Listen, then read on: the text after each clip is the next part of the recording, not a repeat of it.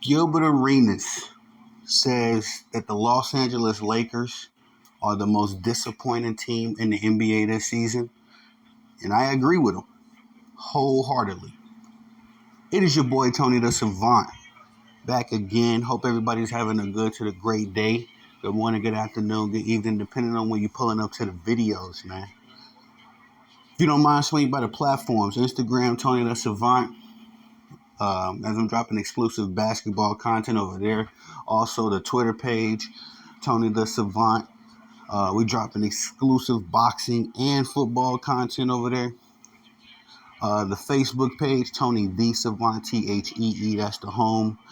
The hub, well, no, excuse me. That's the headquarters, which is where I drop all of the daily doings and routines and updates of the Tony the Savant brand, the things that I got in the works and the plans. And last but not least, the home, the hub, the crib right here at the YouTube, where we drop all of the clips, the videos, the live streams. Oh, yes, the live stream, the takeover will be live streamed right here at the Tony the Savant YouTube page. Last but not least, let me shout out to the family, to the Legacy Over Money. Yes, the Legacy Over Money Sports Click, Sports Network. That's the click, the family. Always sending me videos and clips, articles to give me ideas for the next video. Shout out to them for sure. But like I said in the beginning of this video, man, Gilbert Arenas has stated that the Los Angeles Lakers have been the most disappointing team in the NBA season. And looking across the landscape for myself, I don't often agree with Mr. Arenas, but I have to say that he's on to something with this particular take.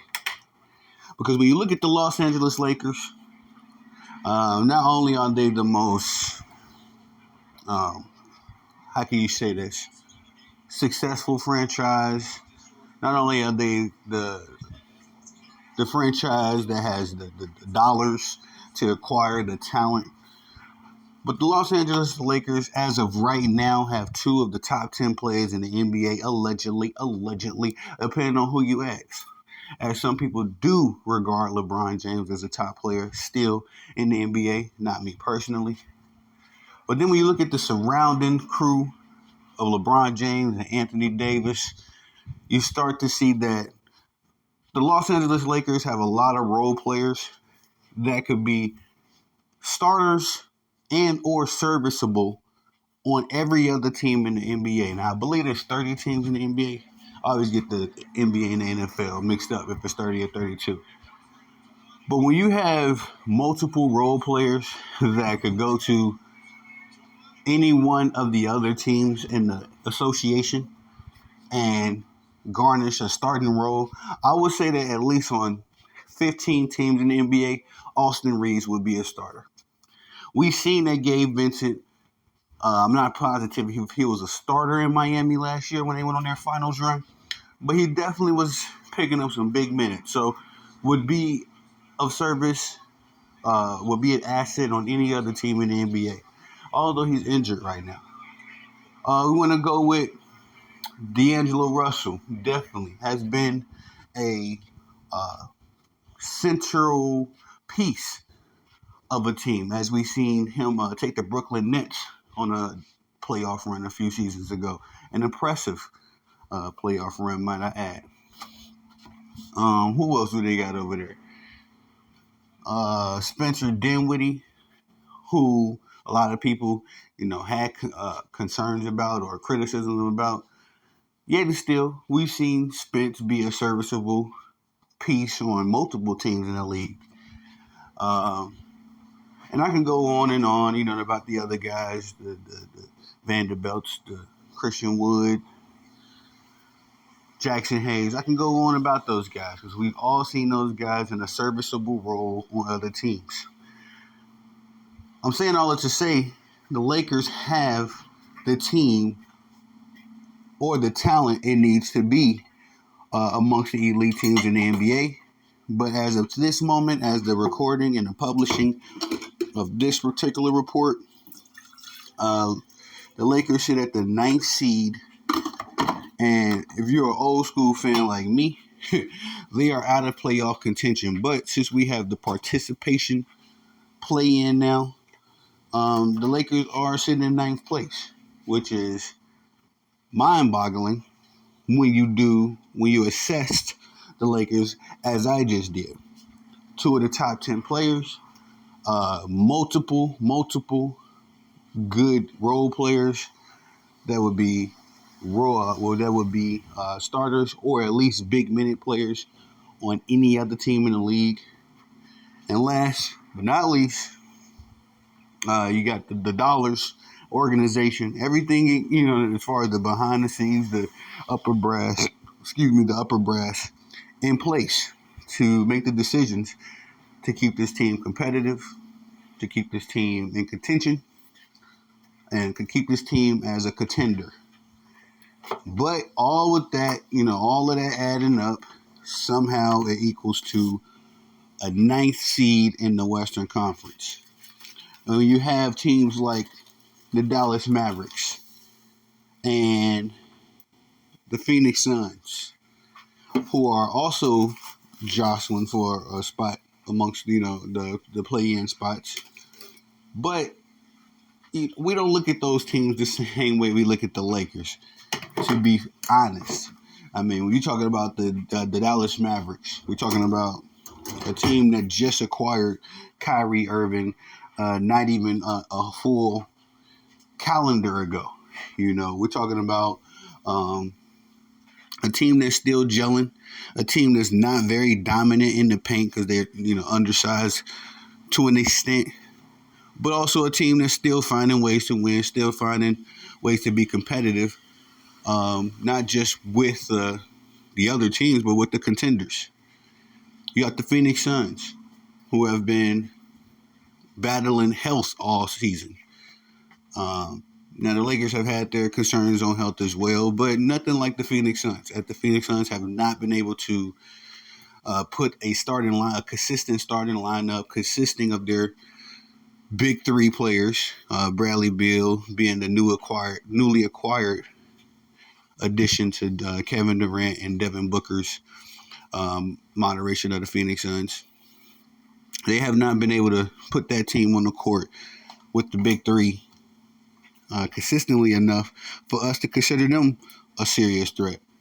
Now, if you believe that the Phoenix Suns are going to be in the make for a championship, it's probably because you live in Phoenix.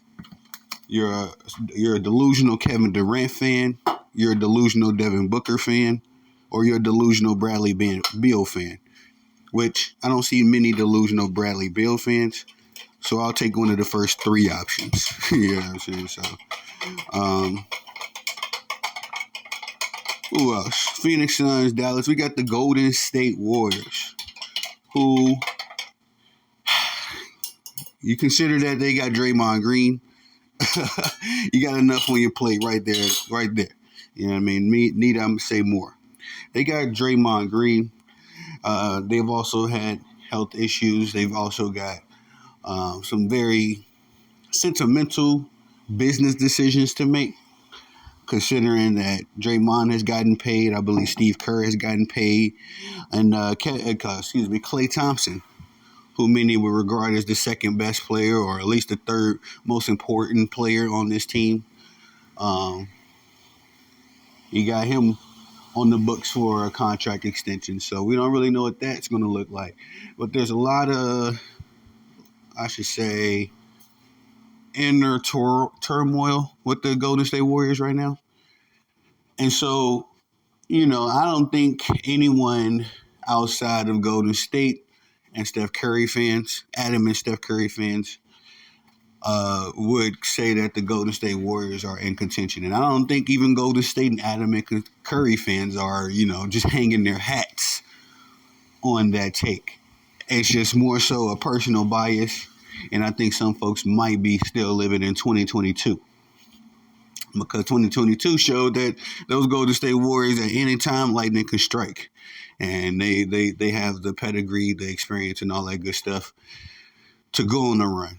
But when we look at the Lakers, when we bring it back to that, you have a guy All right, the 39-year-old who makes a conscious decision every day to get up and continue on to play this game and to try to contend for championships at his age, at this point in his life.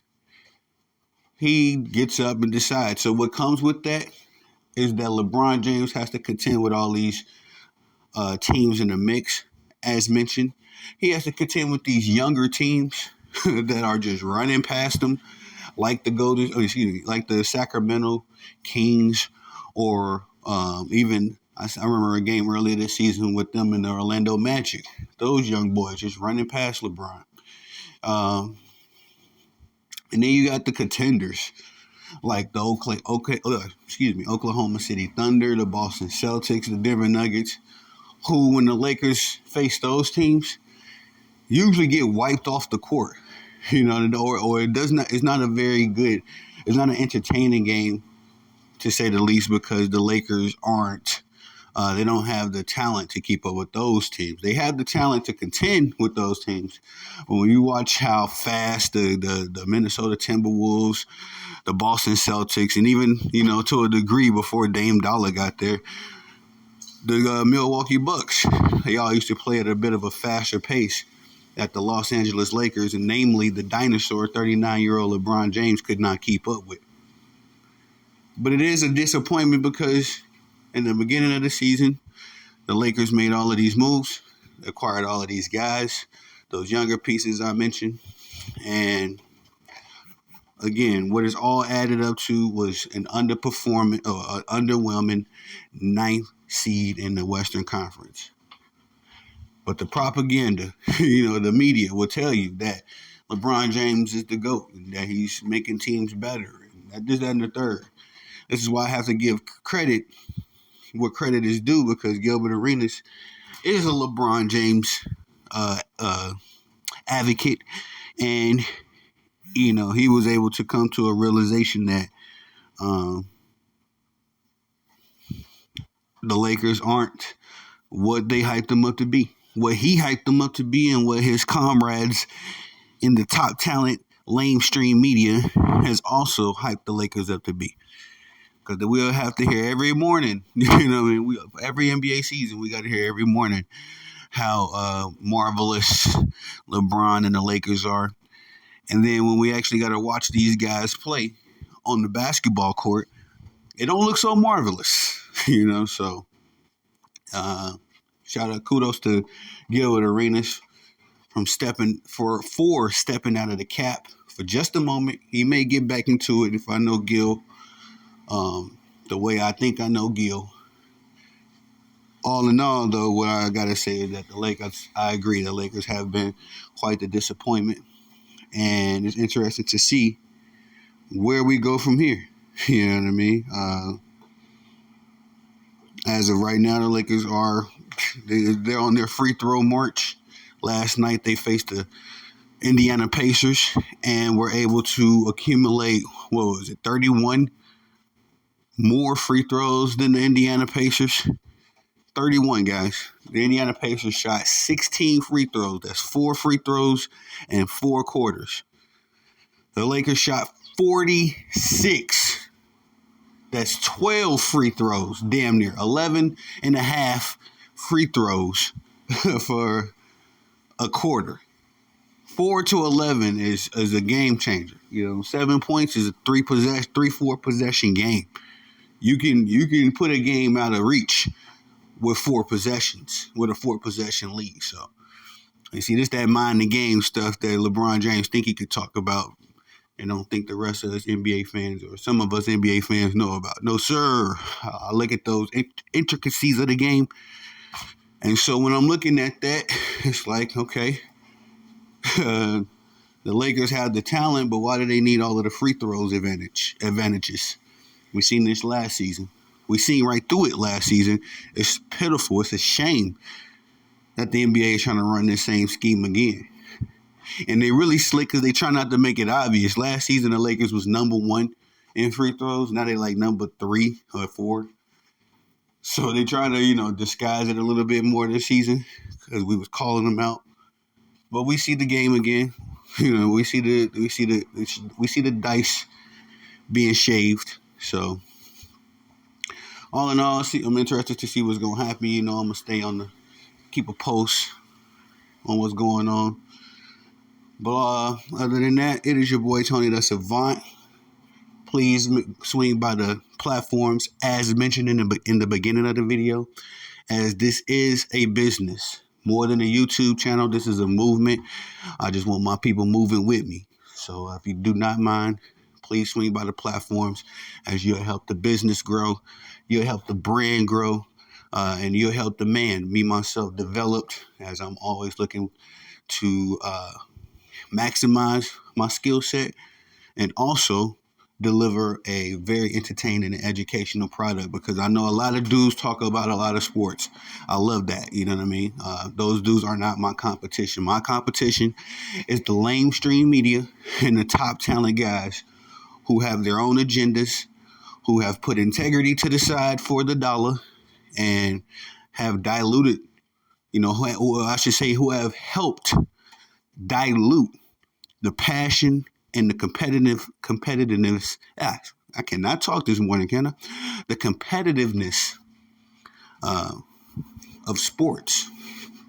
I've watched it in real time. I used to enjoy watching Sports Center and Fox Sports and all these other networks. Now you would have to pay me. That's the only reason I watch them now. It's because I get paid for this. You know what I mean? So, I want to make sure that I'm not just giving y'all some cap when I'm not just repeating what I heard somebody else say or an article I read. No, sir. I want to make sure I'm doing my due diligence. But at the same time, the only reason I watch these networks now is because I earn a living from doing it. So it's tough, man. It's a tough business to be in. But I gotta do it. I gotta do my part. Y'all the bosses. I'm the only guy that can get the job done. That's why I put in the work. Because the takeover will be live streamed right here on the Tony Savant YouTube channel. Y'all have a good to great day. Get a goal accomplished. Peace.